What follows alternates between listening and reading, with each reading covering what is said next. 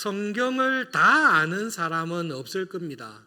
그리고 성경은 똑같은 성경인데 성경을 읽는 우리가 바뀌기 때문에 성경을 읽다 보면 성경에 대한 새로운 이해가 솟아납니다. 이게 샘물과 같다라는 게 맞습니다. 성경은 샘물과 같습니다. 서론을 잠깐 짧게 말씀드리면 저도 이 본문이 이런 내용이라는 것은 말씀을 쭉 준비하면서 새롭게 깨닫게 되었습니다. 아, 정말로 이런 뜻이었구나. 그래서 어떻게 자세히 설명을 드릴까 생각을 할 때에 우리가 제한된 시간 안에 자세한 설명은 불가능하기 때문에 중요한 것들을 깨달은 대로 말씀을 드리고 성령님께서 듣는 각자의 마음속에 풍성한 이해와 적용을 주시기를 바랍니다. 간단한 질문은 이거죠. 한 사람의 회심을 왜 이렇게 길게 썼을까? 그게 궁금한 점입니다. 로마의 백부장이 뭐 그래 대단한 사람이길래 누가는 이 사람의 회심에 관한 내용을 왜 이리도 길게 썼을까? 누가는 개인의 회심 이야기를 쓰는 게 아닙니다. 누가는 교회의 역사를 기록하고 있습니다. 예수님으로 말미암아 시작된 하나님 나라의 성취와 완성으로 인해 교회에 시작된 역사를 기록하고 있습니다. 그런데 누가는 굉장히 많은 분량을 한 사람의 회심에 관해서 쓰고 있습니다. 그 사람도 중요하지만 이 사람의 회심이 하나님의 구원의 역사에, 교회의 역사에 결정적인 터닝 포인트가 되기 때문에 이 사람의 구원에 대해 집중을 하고 있습니다. 빌립을 보내도 되고 뒤에 나오는 무명의 신자들을 통해서도 전도할 수 있는데 이 사람의 전도를 위해서는 하나님께서 당대 최고의 영적인 지도자, 초대교회 때 자타가 공인하는 최고의 영적인 지도자인 베드로를 보냈습니다. 그것 자체가 의미가 있습니다. 베드로를 보낸 이유가 뭘까? 그 다음에는 베드로에게 이 사람에게 전도하라고 할 때에 하나님께서 너 가서 전도해라 그렇게 하시면 될 텐데 하나님께서 베드로에게 3번이나 환상을 보여주시면서 특별하게 계시를 하셨습니다. 그 정도로 지금 하나님께서 하시는 이 일이 이방인 고넬료 로마의 백부장에게 전도하시는 일이 여러 가지 의미로 큰 결정적인 의미가 있다. 그리고 여기에는 베드로를 보낼 수밖에 없습니다. 그리고 베드로를 그냥 보내면 안 됩니다. 베드로가 안 가려고 합니다. 편견을 가지고 있는 가장 신앙이 좋으나 우리 모두가 시대적인 환경 속에 편견이 있습니다. 그 편견을 하나님께서 깨뜨려 주셔야 교회가 한 걸음 전진해 갈 수 있습니다. 누가는 그 모든 것을 다 경험하고 난 이후에 교회의 역사를 기록하면서 하나님 나라의 구속의 역사에 있어서 결정적인 터닝 포인트 중에 한 가지가 고넬료를 구원하시는 하나님의 구원에 있다. 그 마음을 가지고 기록을 하고 있습니다. 그것을 기억하시면서 읽어보시면 좋을 것 같습니다. 간단한 성경 퀴즈를 내면 이방인들을 구원하기 위해서 하나님께서 쓰신 사도는 누구입니까? 사도 바울 맞습니다. 사도 바울이 이방인 전도를 위해서 많이 쓰신 건 맞습니다. 그런데 완벽한 이방인에게 처음으로 복음을 전한 사람은 누구입니까? 그거는 베드로입니다. 고넬료가 중요한 이유는 고넬료는 에티오피아 간다게의 내시와 다른 100% 이방인입니다.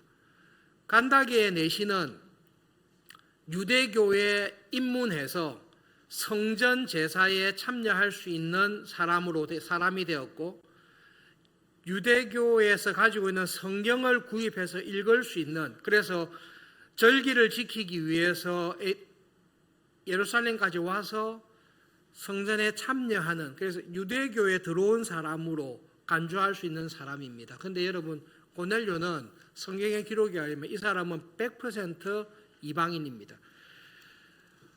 가이사랴에 거주하고 있는 로마 군대의 백부장이었습니다. 헤롯 대왕이 로마 황제에게 잘 보이기 위해서 가이사라를 재건축한 도시 이름을 가이사 아우구스투스를 이름을 따서 가이사라라고 이름을 했습니다. 로마에서 파견한 총독이 거주하는 것이 가이사랴입니다. 착하고 온순한 지역에는 원로원의 의원들을 보냈고 반란과 문제를 일으키는 곳에는 황제가 총독을 보냈는데 팔레스타인 유대 지역은 반란과 소요가 하는 지역이기 때문에 황제가 파견한 총독 빌라도가 와 있는 곳이 가이사랴입니다. 그 가이사랴에는 로마의 총독이 와 있으니까요. 그 총독을 보호하기 위한 로마의 정예 부대들이 들어와 있겠죠. 그래서 이름 자체도 이탈리아 부대 이렇게 이름을 지은 것으로 보입니다. 용병들도 많이 썼겠지만 특별히 가이사랴에 주둔하고 있는 총독을 경호하는 정예 부대원들은 대부분이 로마 군인들, 이탈리아 사람이었을 것이라 생각을 합니다. 그 중에 백부장이라고 하면 고급 장교인데요. 그 고급 장교 중에 한 사람이 고넬료입니다. 뒤에 내용을 쭉 보시면 고넬료 집에서 베드로에게 세례를 받았을 때 고넬료뿐만 아니라 그 집안 식구들, 부인과 자녀들도 세례를 받았습니다. 부인과 자녀들이 할례를 받거나 유대교에 입교한 사람은 전혀 아니었을 것입니다. 고넬료의 부하, 신실한 부하가 있습니다. 로마 군이죠. 이 로마 군인이 할례를 받았을 리는 전혀 없습니다.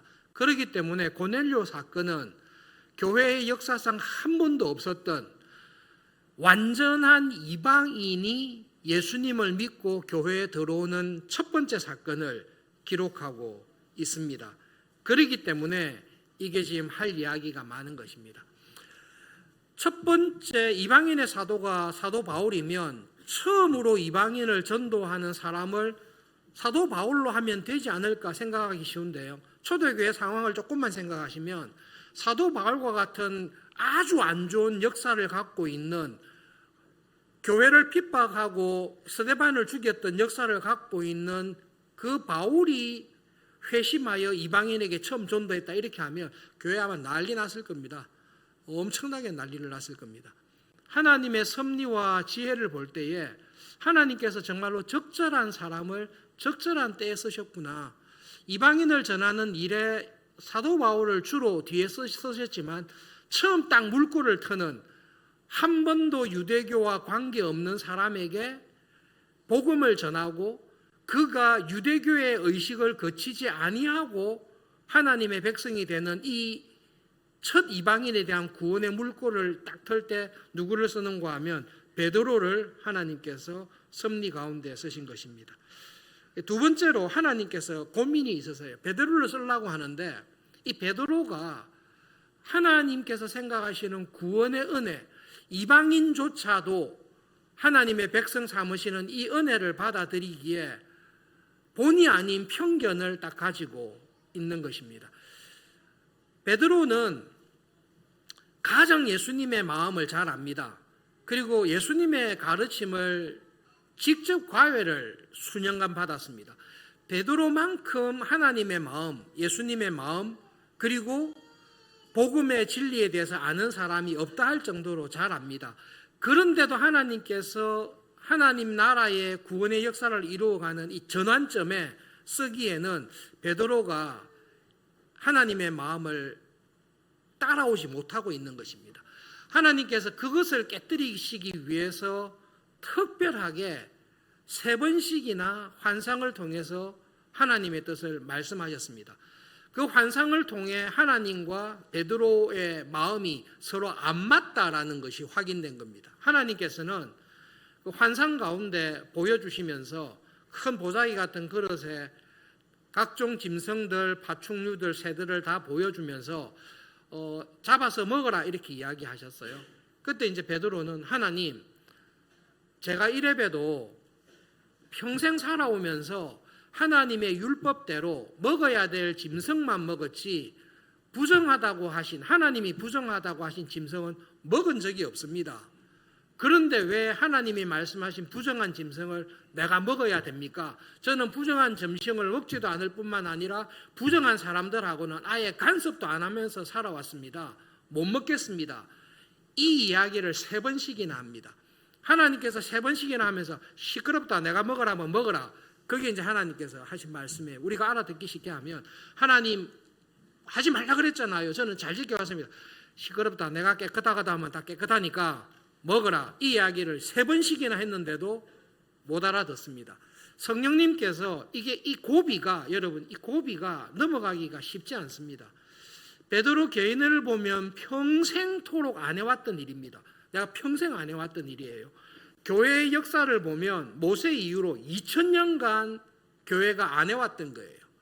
2000년간 교회가 하나님의 법이고 좋은 전통이라고 끝까지 지켜왔던 것이지, 이것을 하나님께서 깨뜨리라고 했을 때 이게 아무리 신앙이 좋고 믿음이 성숙한 사람이라 할지라도 개인이 갖고 있는 문화적인 한계, 시대적인 한계 속에서 하나님이 말씀하시는 그 은혜의 더 깊은 자리에 들어가기에 우리가 한계가 대단히 많이 있습니다. 하나님께서 그것을 베드로를 통해 우리에게 한 걸음 더 나갈 수 있는 은혜를 딱 주시는 겁니다. 베드로는 알고 있습니다. 너희는 가서 모든 족속으로 제자를 삼아라. 예루살렘과 유대와 사마리아에 있는 사람들을 구원할 뿐만 아니라 세상 끝까지 가서, 그 말은 당연히 사마리아인 뿐만 아니라 로마인, 에디오피아인, 복음과 전혀 관계없는 여러 나라 사람을 제자로 삼으라는 말씀을 받았지만, 초대교회는 그래도 유대교에 속한 사람, 착해서 유대교로 회심한 사람, 그 사람들에게만 복음을 전하지 고넬료와 같이 완전히 유대교와 관계없는 그런 사람에게는 복음을 전한 적이 없습니다. 고넬료는 그냥 착한 로마 군인입니다. 사람이 참 존경할 만하다고 생각할 수 있는 것은, 식민지 나라의 장교로 왔는데 세상을 지배하던 로마 제국의 신들을 믿지 않고 로마 제국이 지배한 식민지 나라의 민족이 믿는 하나님을 로마의 신들보다 더 참된 하나님이다, 그 믿음을 가지고 믿은 사람입니다. 그러나 유대교로 들어온 사람은 아닙니다. 그 하나님에 대해 믿음을 가지고 개인적으로 경건 생활하고 본인이 장교이기 때문에 유대교에 가서 할례를 받는다든지 유대교 회당에 참석하는 사람이 된다든지 그렇지는 않습니다. 다만 그냥 착하고 합리적이고 정의롭고 구제와 선행을 힘쓰는 이방인인 것입니다. 이 사람에게 하나님께서 베드로에게 그 이방인 로마 군인에게 가라 이렇게 하면 베드로의 답이 뭐죠? 저는 그런 부정한 인간들하고는 안 만납니다. 하나님, 저는 평생 부정한 음식도 안 먹었는데 부정한 인간의 집에 가서 어떻게 그런 인간들을 만납니까? 제가 복음의 사도긴 하지만 이방인들에게 그까지 가면서 하지는 않습니다. 그것이 하나님과 베드로의 긴장입니다. 여러분, 우리에게로 돌아오면 하나님을 믿는 믿음과 신앙은 좋은 문화와 전통으로 이렇게 딱 열매를 맺습니다. 좋은 문화와 전통, 신앙적인 전통과 문화가 하나님을 향한 우리 믿음을 잘 표현합니다. 그래서 좋은 신앙의 전통은 우리가 만들어야 되고 이 전통은 잘 유지하는 것이 필요합니다. 동시에 이 좋은 신앙의 전통은 시대와 문화와 복음에 대한 깨달음을 통해서 항상 풍성해지고 새로워져야 됩니다. 그것이 우리에게 있는 중요한 책임입니다. 그래서 좋은 신앙의 전통은 두 가지 면이 다 있습니다. 아주 좋은 점, 그리고 조심해야 될 점이 있습니다. 좋은 점은 다니엘을 보시면 알 수 있습니다. 베드로가 하나님, 저는 부정한 짐승, 정한 짐승, 부정한 음식, 정한 음식을 구별해서 먹습니다라는 이 좋은 신앙의 전통은 다니엘의 삶을 딱 견고하게 지켜줬습니다. 바벨론에 갔습니다. 바벨론에서 살아갈 때에 임금님이 주는, 느부갓네살이 왕궁에서 제공하는 음식은 지금으로 치면 우리나라에서 제일 좋은 호텔의 뷔페에서 제공하는 음식을 줬을 것입니다. 근데 다니엘이 정신을 차리고 보니까 내가 포로로 잡혀와서 이 느부갓네살이 세상적인 출세와 성공과 부귀영화를 다 제공하는데 내가 정신을 안 차리면 바벨론에서 성공한 사람으로는 살 수 있지만 하나님께 구별된 하나님 나라 백성으로 살기가 참 어렵겠다. 그게 다니엘이 딱 당면한 문제입니다. 그래서 뭘 결심하죠? 음식을 하나님이 정한 대로 부정한 음식은 안 먹겠다라는 것입니다. 다니엘이 아침 먹을 때 다른 친구들이나 사람들은 와 맛있는 별식 나오면 다 먹는데 다니엘은 친구들하고 따지는 겁니다. 이거 하나님의 마음에 맞나? 하나님이 하신 거 맞나? 점심 먹을 때도 그 생각을 합니다. 하루 종일 간식을 먹을 때도 특식이 나왔는데 와 이런 별미가 있다니 그렇게 먹지 않고 이게 하나님께서 정하신 게 맞나? 우리 애매하면 공부해보자. 그러면서 다니엘과 친구들이 그 일을 매일 밥 먹을 때마다 한 것입니다. 여러분 그렇게 습관이 들면 다니엘의 마음속에 친구들의 마음속에 무엇이 중심에 잡습니까? 내가 바벨론에서 살고 있지만 하나님을 의식하고 하나님 나라의 백성답게 살아야 된다라는 것이 다니엘과 친구들의 마음속에 견고하게 자리를 잡습니다. 그래서 그게 중요한 겁니다.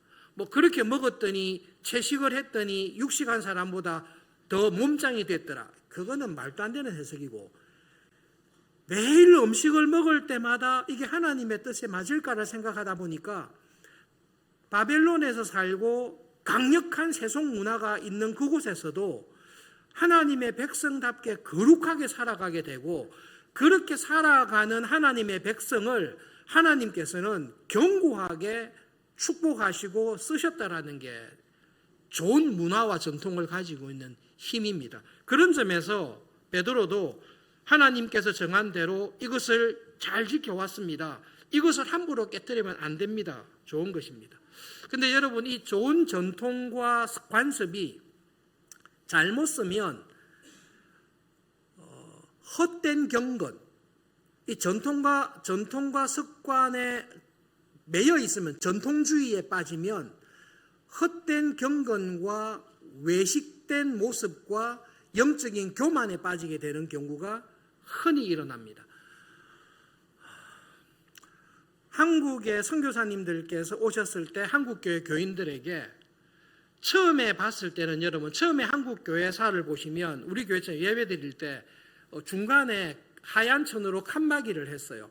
남녀 7세 부동석, 요즘은 남녀 7세 지남철이 됐지만 남녀 7세 부동석 해가지고 예배를 드리고 왔을 때 칸막이를 딱 쳐가지고 이쪽에는 남자들이 앉으시고 이쪽에는 여자들이 앉으셔서 예배 드릴 때 옆으로 남녀 쳐다보지 못하되 하고 예배를 드려요. 그 당시 문화가 그랬습니다. 그리고 사진을 보시면 예배 드리는 현관에 곰방대, 젊은 사람들을 알면 좋은데 곰방대라고 있습니다. 곰방대, 담배 피는 거. 그 곰방대를 다 걸어놓은 장면이 교회에 있습니다. 처음에는 한국 교회가 담배나 술에 대해서 금하지 않았습니다. 그런데 선교를 하고 한국 교회 문화를 보다 보니까 이 너무 안 좋아가지고 교회가 술과 담배를 금한 것입니다. 우리가 예수님을 믿습니다. 그리고 우리가 이 시대에 노름과 술과 방탕한 삶을 살아가는 이 세상에서 한국 사회에서 교회다운 거룩한 모습을 보입시다. 그래서 우리가 교인이라면 술과 담배를 금합시다. 그렇게 해서 술과 담배를 금한 것입니다. 좋은 전통입니다. 이 좋은 전통이 쭉 오다가 80년대부터 약간의 문제를 일으켰는데요. 제가 간혹 소개했던 김홍전 박사님께서 작은 소수의 교회지만 독립 개신 교단을 만들었습니다. 인디펜던트 리폼드 처치라고요. 교회가 한 서너 개밖에 되지 않습니다. 어쨌든 그때 독립 개신 교단을 만들어서 교회가 한 두세 개 정도 할 때에 김홍전 박사님께서는 자기가 속해 있는 교회들에게 술과 담배를 교인들이 알아서 자유롭게 해라고 작지만 그 교단은 그렇게 결정을 했습니다. 대학 시절에 이제 서로 이제 교제를 좀 우연찮게 하게 되면서 만났었는데요. 그분들은 함께 모여서 간혹 삼겹살을 구워 드실 때에 소주를 드시더라고요.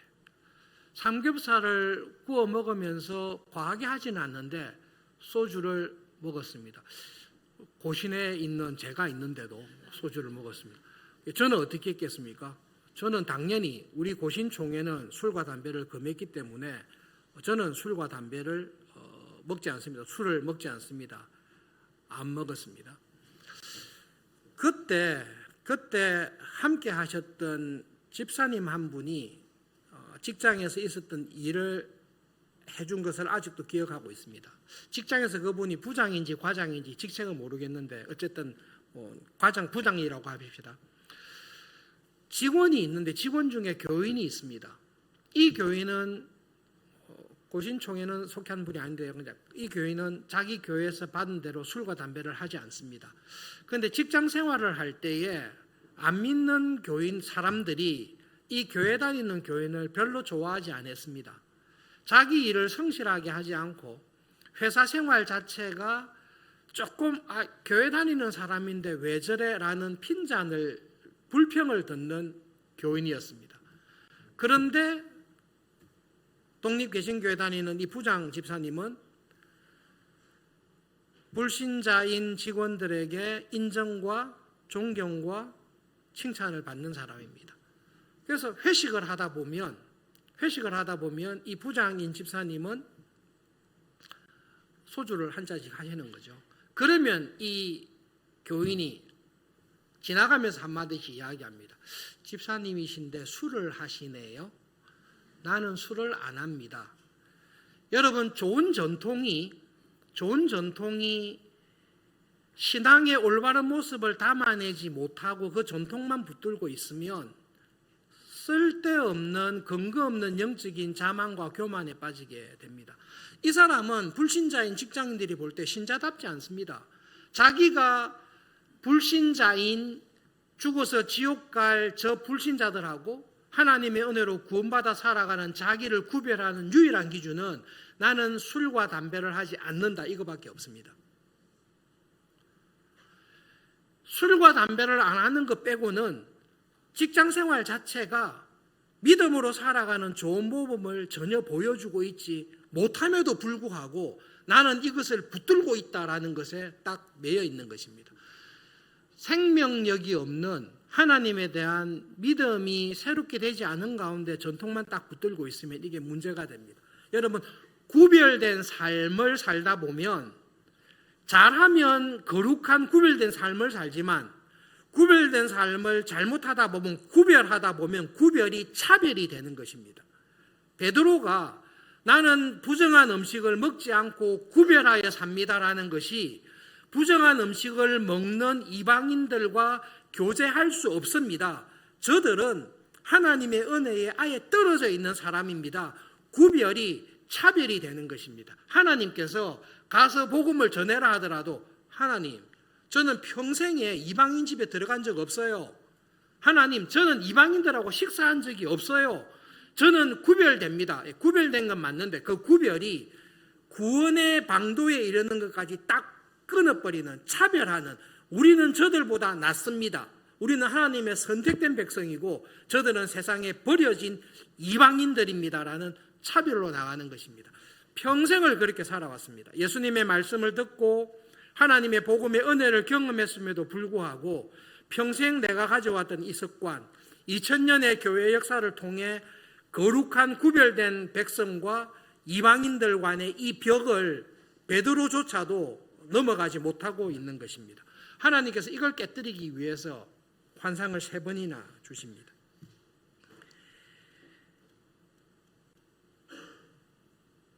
한국 교회에 처음에 파송하신 선교사님 중에 우리 고신총회와 관련된 OPC, 오소독스 프레스비테리안 처치에서 파견하신 훌륭한 선교사님이 계십니다. 영어 이름은 하비 콘이고 한글 이름은 간하베 선교사님입니다. 간하베 선교사님은 꼴초이십니다. 이분은 줄담배를 피시는 분입니다. 그런데 OPC에서 파송해서 한국교회에 와서 보니까 한국 교인들이 술, 담배를 안 하는 것을 보았습니다.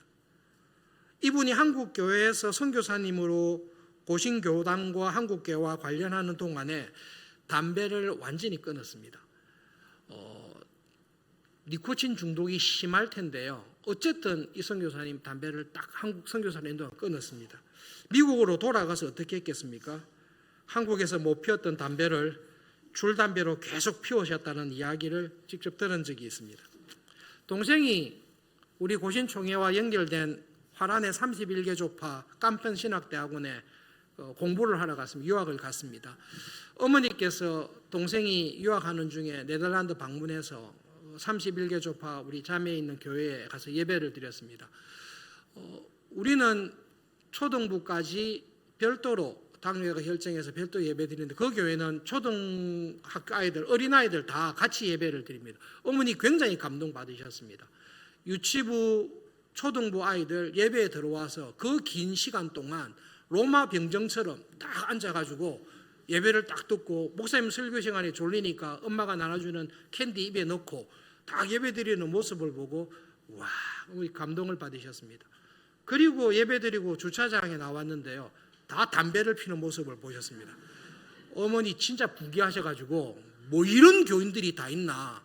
예배는 그렇게 드리더니 어떻게 담배를, 그것도 교회 주차장에서 담배를 필 수 있냐. 화가 무척 나셨습니다. 동생이 어머니 뭐 이쪽은 교회에서 술 담배를 허락을 했으면 그럼 너도 맥주를 마신단 말이냐. 화가 나신 거죠. 문화를 깨지를 못하시는 거예요. 베드로에게는 로마의 군인에게 복음을 전해라. 이거는 안 되는 거예요. 안 되는 거예요. 문화적으로 이겨낼 수가 없는 거예요.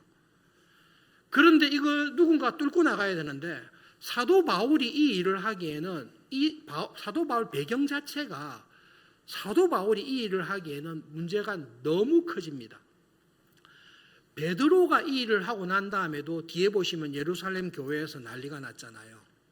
그리고 베드로가 이 일을 한 것도 무슨 일로 넘어가는가 하면 하나님께서 3번이나 보여주신 환상과 계시의 이야기를 교회가 듣고 난 다음에 어쩔 수 없이 인정하고 넘어가게 되는 과정이 있습니다. 그러므로 여러분 사도행전 10장의 고넬료의 구원 사건은 개인의 구원의 은혜를 기록하고도 있지만 이거는 아담과 하와의 타락 이후로 아브라함을 부르시고 구약의 교회를 인도해 오셨던 하나님께서 이제는 예수님을 보내셔서 이때까지 2000년간 해왔던 하나님의 나라의 근본적인 본질 자체를 변화시키시면서 이제는 할례를 받아서 유대교에 들어온 사람이 구원을 받는 게 아니라 이제는 할례도 필요 없고 성전 제사도 필요 없고 모든 율법도 필요 없고 오직 예수님을 믿는 믿음으로 말미암아 하나님의 나라의 백성을 이루어 간다라는 이 엄청난 구속사적인 계시의 전환점 속에서 하나님께서 그 일을 이루어 가셨습니다를 기록하고 있는 게 사도행전 10장입니다.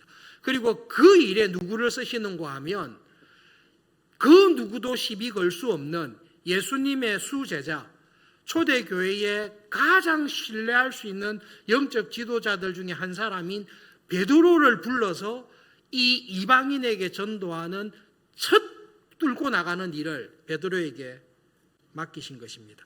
그런데 여러분 이거 생각할 때에 하나님께서 어떤 우리 교회든 여러분의 삶이든 여러분의 삶에 하나님께서 어떤 특별한 은혜를 주십니다. 우리 서울중앙교회 하나님께서 특별한 은혜를 주십니다. 그때 하나님께서 쓰시는 사람이 있습니다. 그 쓰시는 사람은 누군가 하면 하나님의 말씀에 계속 귀를 기울이고 있는 사람, 그리고 하나님의 뜻에 계속 기도하고 간구하는 하나님과의 생생하게 교제하고 있는 사람을 통해서 하나님께서 역사를 이루십니다. 그러므로 여러분 이거는 여러분 개인적으로도 내가 지금까지 신앙생활을 했던 것과 차원이 다른 참 더 큰 은혜의 자리에 가기 위해서 이 하나님의 은혜에 들어가기 위해서 하나님의 말씀과 하나님과의 기도의 교제에 귀를 기울이고 있으셔야 됩니다. 고넬료가 경건한 사람으로 오후 3시에 기도합니다. 성전에서 저녁 제사를 드릴 때죠. 이 사람은 성전에 들어가지도 않고 할례를 받지 않았지만 하나님을 믿는 믿음 안에 그 기도하면서 하나님을 찾는 사람입니다. 베드로도 사도들도 딱 정한 시간에 하나님께 항상 기도하며 기도를 통해 하나님 우리에게 허락하실 더 큰 은혜, 지금까지 내가 살아왔던 것과 비교할 수 없는 더 믿음으로 살아가는 은혜를 사모하며 기다리는 사람을 통해서 하나님은 은혜를 반드시 주십니다. 기도하지 않습니다. 말씀을 어릴 때부터 모태신앙부터 내가 들은 게 수십 년, 내가 100년 가까이 들었다. 들을 게 없다. 많이 들었지만 여러분, 하나님의 말씀은 샘물과 같아서 말씀의 은혜를 구하며 뜻을 구할 때 내가 이때까지 믿은 것과 비교할 수 없는 믿음으로 사는 은혜가 이런 것이구나라는 것을 성령님께서 여러분에게 반드시 은혜를 주십니다. 디모데후서 4장 13절 한 절 우리 같이 읽어보겠습니다. 사도 바울이 순교하기 바로 직전에 디모데에게 보낸 편지입니다. 같이 읽읍시다. 내가 올 때에 내가 들어와 가보의 집에 둔 겉옷을 가지고 오고 또 책은 특별히 가죽종이에 쓴 것을 가져오라. 디모데가 이 편지를 받고 사도 바울을 만나러 감옥에 급히 갔는데 교회의 전설에 의하면 디모데가 갔을 때는 이미 사도 바울은 참수형을 당해서 죽었던 것으로 우리는 알고 있습니다. 로마 감옥이 겨울에 추우니까요. 가죽 겉옷 좀 가져와라. 그리고 신기한 게 책을 가져오는데 가죽 종이에 쓴 책을 가져오라. 이거는 두루마리 성경책 가져오라는 겁니다. 이때는 신약 성경 없어요. 신약이 저술되고 있기 때문에 구약 성경밖에 없거든요. 사도 바울이 삼층천에서 하나님 나라를 직접 보고 부활한 예수님을 만나고 많은 사역을 했는데 죽음이 거의 확실한, 감옥에서 죽음이 거의 확실한 이 시점에도 하나님의 말씀에 대한 열심과 말씀을 통해 하나님의 나라와 복음을 알기를 원하는 거죠. 여러분, 한국 교회에 하나님께서 은혜를 주셨을 때는 말씀과 기도로 교회와 교인들이 깨어 있을 때 하나님께서 은혜를 주십니다. 한국 교회에 1885년 이후로 엄청난 부흥을 주셨을 때 한국 교회의 크리스찬 인구가 전체 인구의 2, 3%밖에 안 됩니다. 그런데 여러분, 그 2, 3%였던 교인이지만 한국 교회의 기록을 보시면 신약 성경을 다 암송한 소녀들, 선교사님들이 보기에도 놀라는 거예요. 아니, 선교한 지 얼마 안 된 교회인데 어떻게 이 교회 교인들은 성경을 어떻게 이렇게 사랑하는 교회일까가 진짜 바이블 러빙 크리스찬이다라는 것이 한국 교회 초창기에 주신 은혜입니다. 그 아이들은 신약을 다 암송했다라고 하면 그렇게 특별한 아이들이 있다면 교인들 대부분이 말씀 연구와 암송과 믿음으로 살아가는 일에 열심을 냈다는 거예요. 그때 하나님께서 교회를 축복하십니다. 그래서 여러분 2, 3%밖에 안 되지만 하나님의 말씀을 주야로 묵상하고 서울에서 사경회가 있으니까 저 강원도에서 강릉에서 밥솥 들고 쌀 들고 와서 일주일간 말씀 듣고 돌아가는 그게 한국교회의 교인들이에요. 하나님께서 기뻐하신 거예요. 여러분, 올해 장로님들, 집사님들, 교육자들 힘을 합쳐서 작년 성경 공부를 올해 다시 만들었습니다. 올해부터 4년간 시행합니다. 나 공부 다 했다. 그런 거 없어요. 그건 진짜 교만이에요. 근데 이전에 다 해봤다. 자, 여러분, 하나님은 천국 가서 영원토록 하나님과 살아도 하나님을 다 알 수 없습니다. 서울중앙교회 여러분 한 분 한 분이 서울중앙교회에서 신앙생활 하시는 가운데 교회에서 힘을 다해서 교인들의 필요와 상황에 맞도록 성경 공부를 제공하고 4년 지나면 또 업데이트 하겠죠. 그죠? 올해 시작하는데요. 여러분, 서울중앙교회에서 신앙생활 하시는 동안에 성경 공부에 전심으로 기쁜 마음으로 와서 공부하시는 교인들이 되시기를 정말로 바랍니다. 그래서 하나님께서 지금 한국의 교회를 보실 때에 초창기 한국 교회처럼 너희들은 나의 말씀을 사모하고 온 교회와 교인들이 성경 말씀을 배우는 일에 열심을 내는 서울중앙교회를 보니 내가 이 교회는 특별하게 쓰고 은혜를 주고 싶다. 그런 교회와 교인들이 되시기를 정말로 권합니다.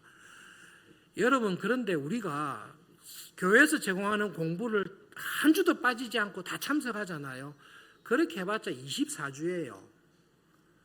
1년에 52주인데 우리는 반도 안 하는 거거든요. 그러니까 여러분, 이거는 이제 비난이 아니라 격려인데, 내가 아무리 열심히 해도 반밖에 안 한다. 최소한 그거라도 하는 교회가 되자. 이 겸손한 마음으로 동기부여를 받으면 좋겠습니다. 여러분, 하나님께서 교회를 축복하실 때, 교인을 축복하실 때, 교인과 교회를 축복하실 때 말씀과 기도에 있는 교회와 교인을 축복하십니다. 지금은 새벽 기도 쉽지 않아요. 쉽지 않아요. 철야 기도, 산 기도 이런 게 거의 없어졌어요. 그런데 하나님께서 우리 교회에 은혜 주신 게 몇 년 사이에 여러분 정교인 기도회 때 그래도 관심 가지고 오시잖아요. 금요 기도회 때 하나님 앞에 나와서 기도하려고 애를 쓰시잖아요. 신혼부부들, 장모님들께도 신방하셔도 신방할 때 금요 기도회에 나와서 기도하면 좋겠다라고 권면했을 때 기쁜 마음으로 부부가, 신혼부부들이 아이를 데리고 와서 정교인 기도회 때, 금요 기도회 때 기도하는 문화가 있습니다. 최근에 감사하는 것은 주일 오후에 2시 반에 기도하는 사람들 기도하지 않습니까?